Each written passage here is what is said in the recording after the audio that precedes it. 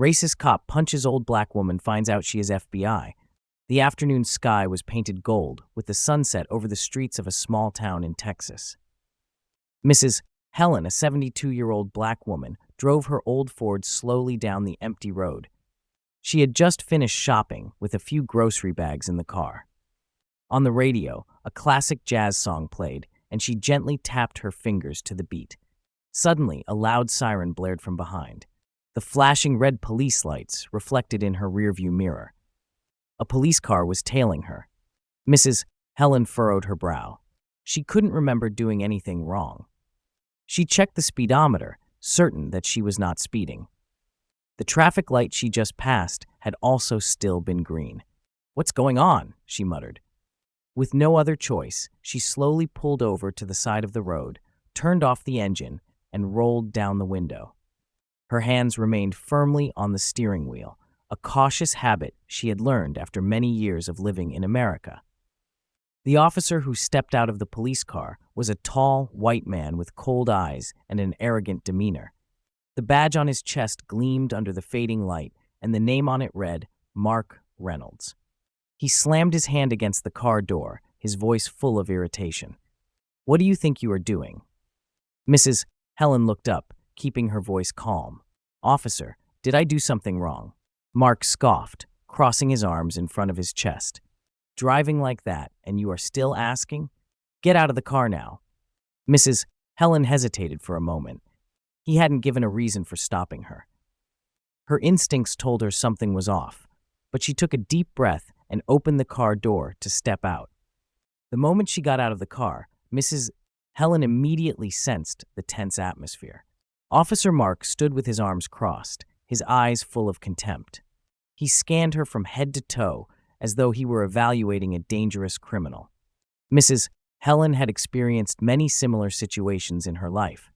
She knew that when a black person was stopped by the police, any action, no matter how small, could be seen as resistance. Therefore, she tried to remain calm, keeping her hands clearly visible in front of her. Mark took a step toward her, his voice full of irritation. He didn't ask for documents or explain why he had stopped her. Instead, he criticized her with harsh words, as though she had committed a serious crime. Mrs. Helen knew the traffic laws well. She was sure she hadn't run a red light. But Mark didn't care about that. He continued to pressure her, trying to blame her for something. His face was full of anger, as if he had a preconceived bias. The air grew thick with tension. Other cars passed by, but no one stopped. A few pedestrians glanced over, but then walked away, as if this was just another ordinary incident in America. Mrs. Helen felt her heart race. A sense of unease began to rise. She had seen many cases of police abuse of power on the news, but she never imagined she would be the victim today. Then, without warning and without any verbal warning, Mark reached out and grabbed her arm forcefully. The pull threw her off balance, nearly causing her to fall forward. He shoved her against the car, her face pressed hard against the cold window.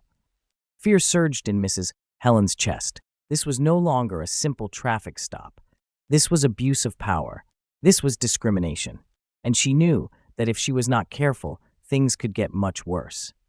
Her back was pressed against the car, her face against the cold glass. The smell of metal and dust filled her nostrils, but it was not as frightening as the strength of the officer's hand gripping her arm. His breath was hot and hurried against the back of her neck. He squeezed harder, to the point where her frail arm began to ache. Despite having done nothing wrong, she felt as though she were being treated like a dangerous criminal. Mark roughly searched through her jacket pocket, his hand yanking as if hoping to find something illegal. But in her pocket, there was only some loose change, her car key, and an old identification card. He harshly threw them to the ground. Mrs. Helen didn't resist, but Mark didn't care. He shoved her harder, causing her knee to hit the car door, a sharp pain shooting through her. A gust of wind swept by, carrying dust and debris from the street. Everything around her seemed to slow down. She could feel the eyes of a few passers-by on her. Some took out their phones, perhaps recording the scene, but no one stepped forward to help. No one dared to intervene. This was a scene too familiar, a black person being harshly stopped by the police on the street. Mrs. Helen's heart pounded in her chest. She knew that if he continued, things could escalate further. She wasn't afraid, but she understood that she had to act quickly. But before she could open her mouth to respond, a sudden punch landed squarely on her face. Everything seemed to go dark for a moment. A sharp pain spread from her cheek to her jaw. Her body swayed and her knees buckled, causing her to collapse to the ground. Blood started to drip from the corner of her mouth, falling onto the cold concrete. The world seemed to freeze. In that instant, Helen realized a harsh truth. This officer was not just abusing his power. He was treating her as if she were a target he could torment at will. But there was something Mark did not know. A secret that would make him pay dearly. Mrs. Helen kneeled on the ground, the pain in her face spreading. Blood from her mouth dripped onto the cold concrete. The world around her seemed to spin for a moment. But just as she tried to regain her balance, Officer Mark stepped forward, a smug look in his eyes. She had seen many officers like him before, those who used their power to oppress the vulnerable, thinking they could do whatever they wanted without facing consequences. But Mark didn't know that today he had made a grave mistake. Despite her head still spinning from the punch, Mrs. Helen took a deep breath and slowly lifted her head. No longer did she appear as a frail old woman. Her eyes suddenly gleamed with a cold sharpness, a look that seasoned agents often had. Around her, people began to gather. Some had pulled out their phones to record, and others muttered angrily. This situation was no longer just a traffic stop it had become an act of public violence. But Mark still didn't realize it. He grabbed her shirt, attempting to jerk her up roughly. But at that moment, Helen reached into the pocket of her wrinkled coat and pulled out a black leather wallet. Her trembling hand opened the wallet, revealing a small card with the bold letters, Federal Bureau of Investigation, FBI, written across the center. The air suddenly became still. Mark blinked, his once arrogant expression turning to one of confusion. He bent down to take a closer look at the card. His lips parted as if he wanted to say something, but no sound came out. Mrs. Helen wasn't just any elderly woman. She was a retired Federal Bureau of Investigation agent, someone who had spent her entire life fighting against people like Mark. Around them, the onlookers began to murmur. Some looked at Mark with expressions of disdain. A man nearby muttered under his breath, "Shit, he just hit an FBI agent." Mark took a step back, his face draining of color. He had just struck someone with real authority, not a frail old woman he could abuse at will. But it was too late to take back what he had done. Mark stepped back again, his hands clenched into fists. He couldn't believe what he had just seen. A black elderly woman, whom he had thought harmless, had an FBI badge ? This was impossible. But the card in Mrs. Helen's hand was real. The words Federal Bureau of Investigation were clearly visible, and the government seal reflected under the streetlights. The onlookers around them were now buzzing with more intensity. Some were raising their phones to capture close-up footage. The atmosphere had completely changed. If Mark had been in control of the situation before, now he was backed into a corner. Cold sweat started dripping down his temples. He understood the gravity of assaulting a federal agent, even if they were retired. This was no longer a simple traffic stop it could be the end of his career. Mrs. Helen slowly stood up. Even though her face was still swollen from the punch, her posture was strong and commanding. Her sharp eyes locked onto Mark, no fear remaining. Mark tried to mask his panic. He glanced around, hoping for support, but no one stood by him. The pedestrians had fully realized what was happening. Some began whispering to each other, their eyes filled with contempt for him.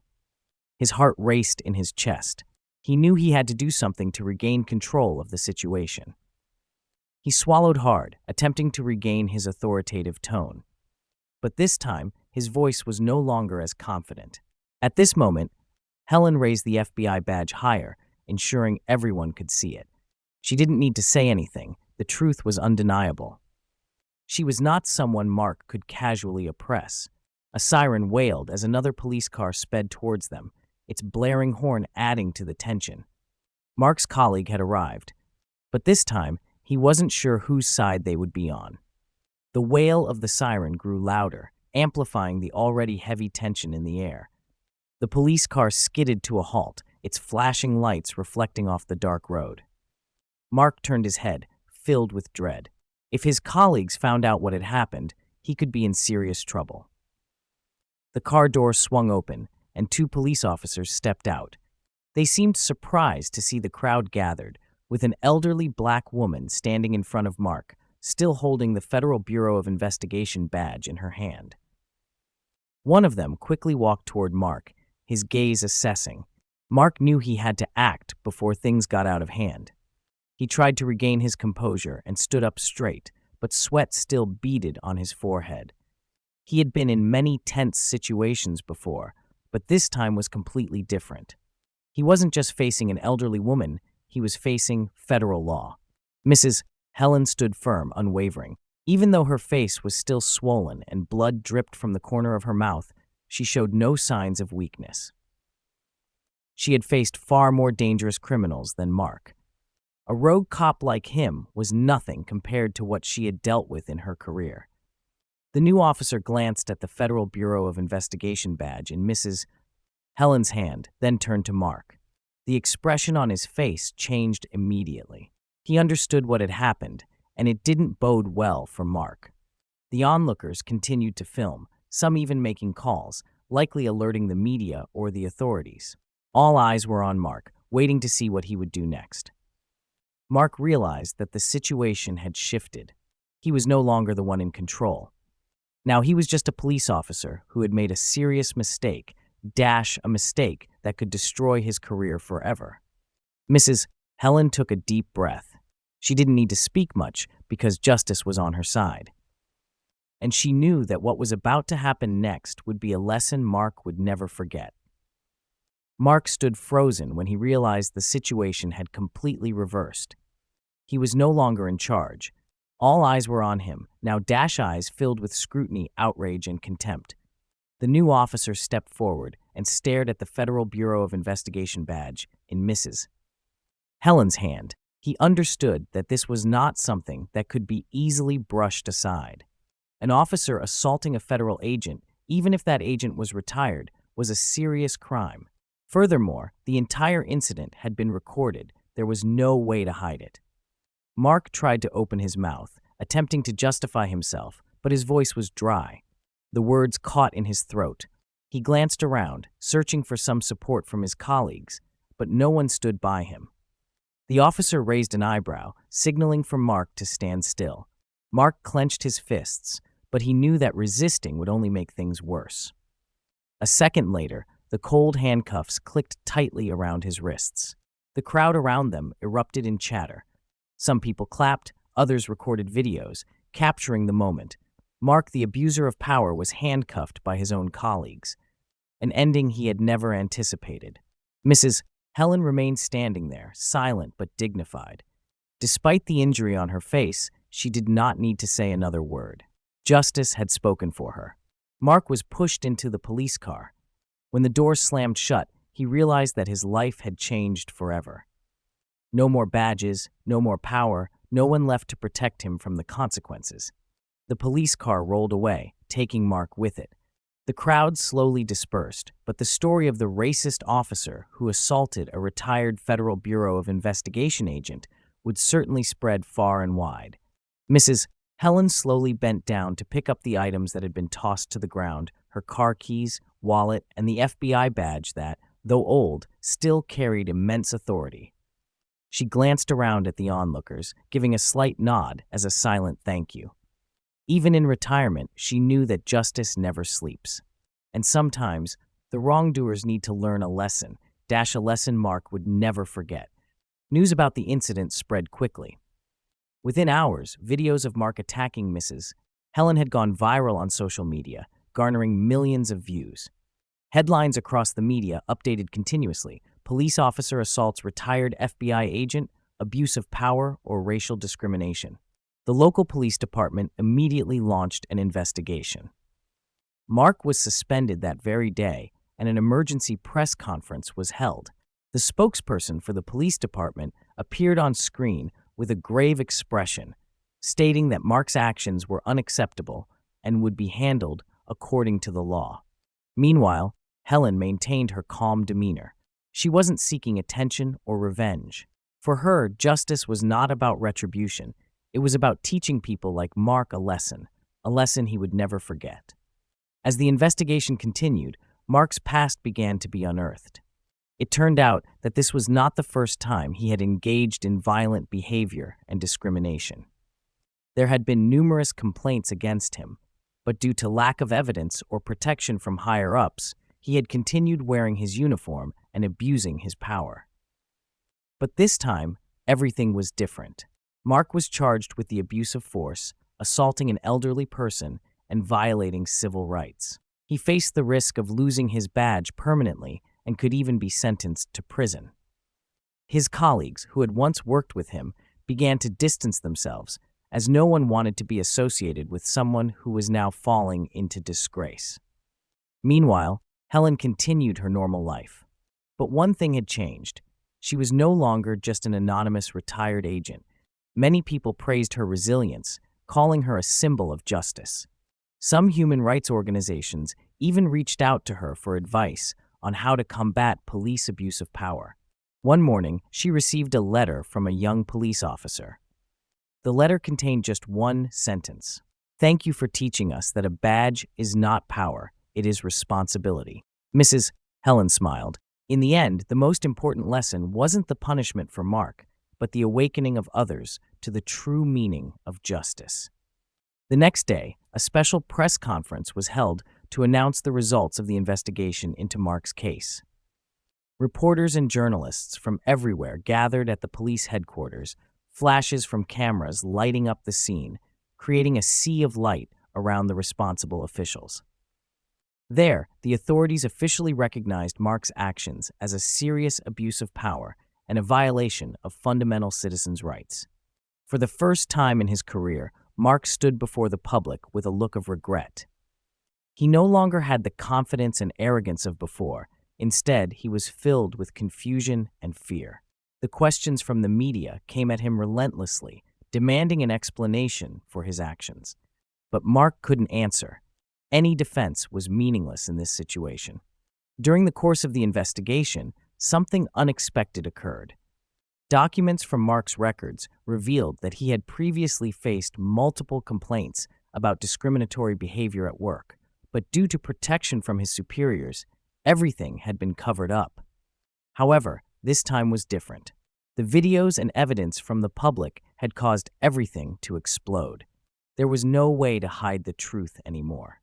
Mark was immediately fired, and the police department announced that strict measures would be taken to prevent similar incidents in the future. Not only that, but this case prompted the entire police system to reconsider their monitoring and actions. A major reform was planned. Mrs. Helen did not participate in any press conferences and made no statements. She simply watched everything unfold from a distance. For her, the most important thing was that justice had been served. None of this was about revenge. It was about awakening society to responsibility and fairness. A week later, Helen received a call from a renowned civil rights organization. They invited her to join a new campaign aimed at reforming the police force and ensuring that the rights of every citizen, regardless of race or age, are protected. She didn't think of herself as a hero. She was just a woman who had worked tirelessly throughout her life to ensure justice. But now, she realized that what she had done could create real change. She didn't know what the future would hold, but one thing she was sure of: justice had finally prevailed, and the courage of one person, even a small elderly woman, could make a big difference. Everything seemed to have ended after the lawsuits and press conferences. Mark had been dealt with, justice had been served, and Mrs. Helen continued her peaceful life. However, the impact of this incident continued to reverberate in society. Day by day, human rights organizations, civil rights advocates, and ordinary citizens began to take action. They didn't just see the incident as a simple police case, but as a lesson on abuse of power and justice for everyone, especially those working in law enforcement. In the months following the incident, a wave of demands for deep police reform spread. Protests erupted in many cities, calling for a police force that was unbiased, non-racist, and would execute power fairly.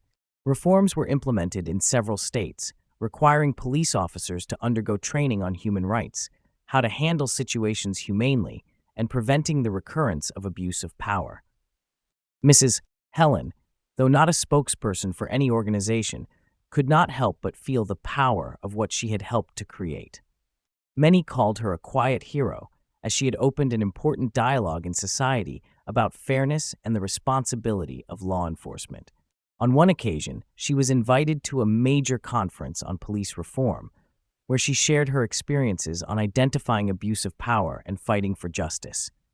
She didn't expect thanks, but she knew she had contributed significantly to society. She looked ahead, knowing that her journey didn't end here. Even though she had retired, her role as a protector of justice would never end. She didn't need a badge or power dash. What mattered to her was her belief in justice, and she would continue working to ensure that no one would have to endure what she had gone through.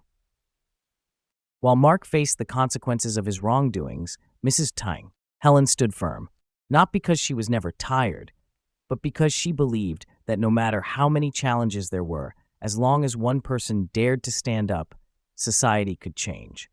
And that was the biggest message she wanted to convey. Justice will always prevail, as long as we do not give up on it.